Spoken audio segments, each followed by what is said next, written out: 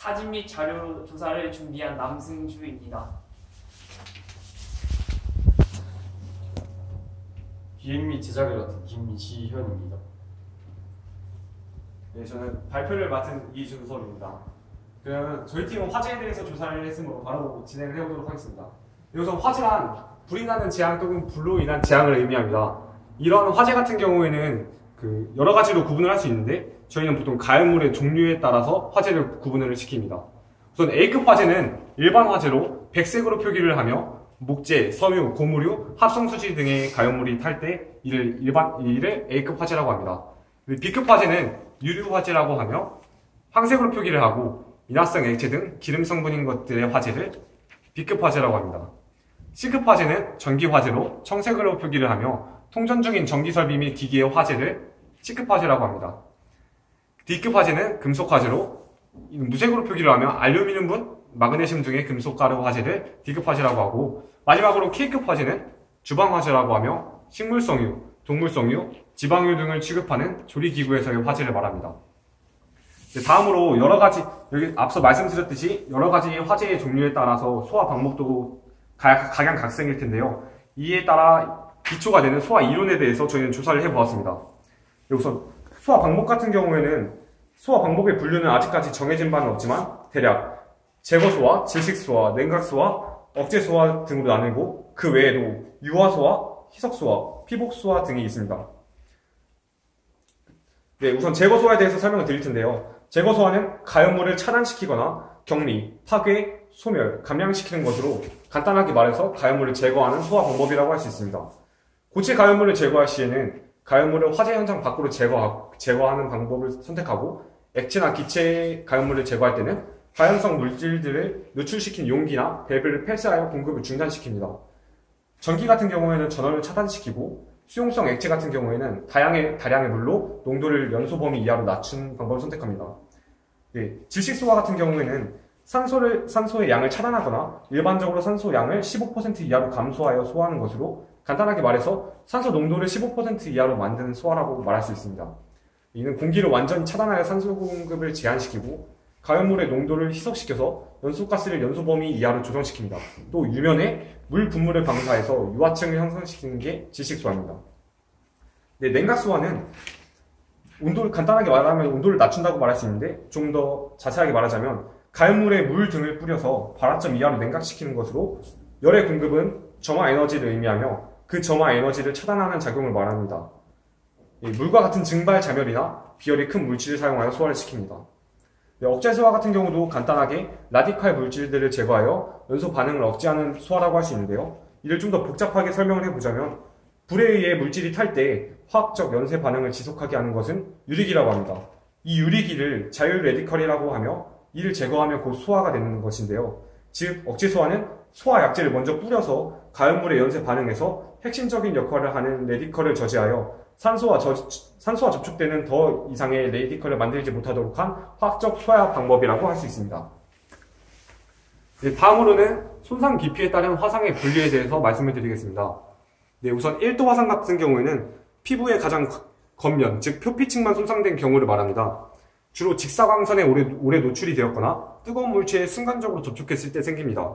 피부가 빨갛게 부어오르고 물집은 없으나 약간의 통증이 발생하며 화끈거림이 있습니다. 2도 화상 같은 경우에는 표피층과 진피층에 손상을 입는 경우, 따라서 표재성과 심재성 화상으로 두 가지로 나뉘게 되는데요. 우선 표재성 2도 화상 같은 경우에는 물집이나 수포가 생기긴 하지만 신속한 응급처치와 올바른 치료를 받게 된다면 1, 2주 안으로 치료되며 흉터는 거의 없게 됩니다.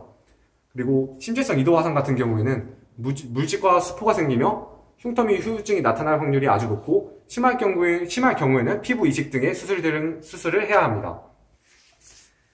네, 3도 화상에 대해서 설명을 드리겠습니다. 3도 화상은 표피층을 비롯하여 진피 잔층과 피하 지방층까지 손상을 입은 경우입니다. 주로 화염, 증기, 고압전기에 의해 발생을 하게 되며 피부가 검게 변하거나 갈색으로 변하게 됩니다.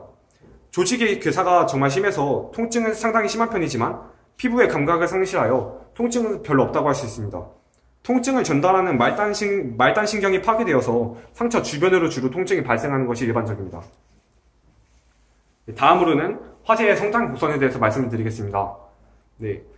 저희가 처음에 성장 곡선에 대해서 조사를 했을 때 성장기가 제1성장기와 제2성장기가 나뉜다는 것을 알게 되었습니다.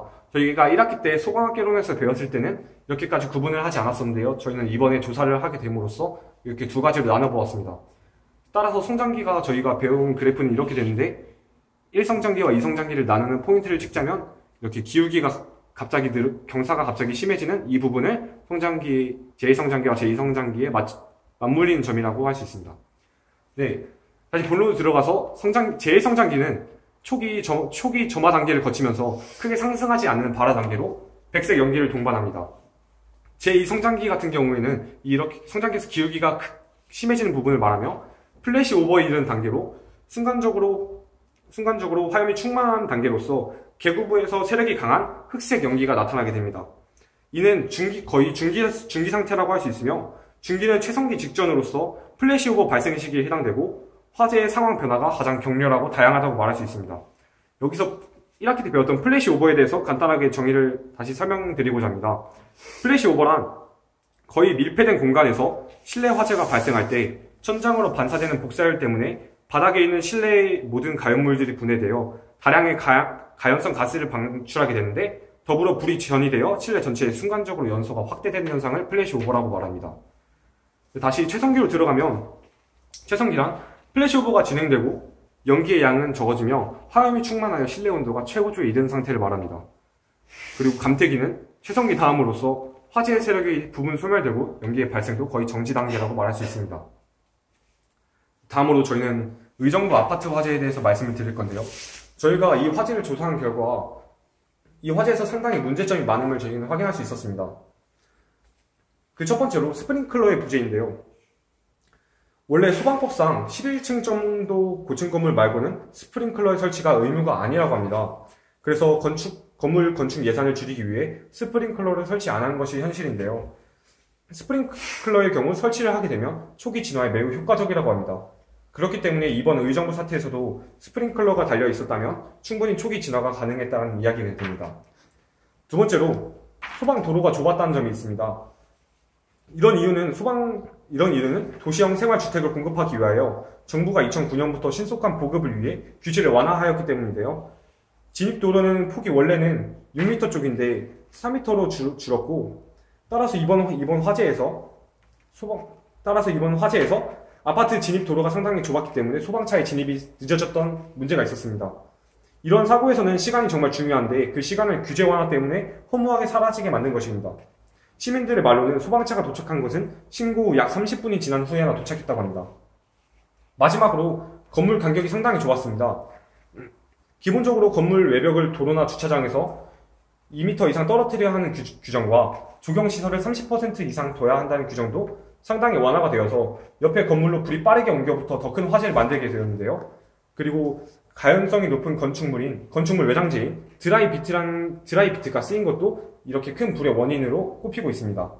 하지만 이런 외장재에 대한 규제도 따로 없다는 것이 저희는 더 큰 문제점이 아닐까라고 생각을 해보았습니다. 마지막으로 화재 발생 시 군중심리입니다. 화재가 발생하게 되면 사람들이 취하는 여러 가지 심리가 있는데요. 첫 번째로 추종 본능입니다.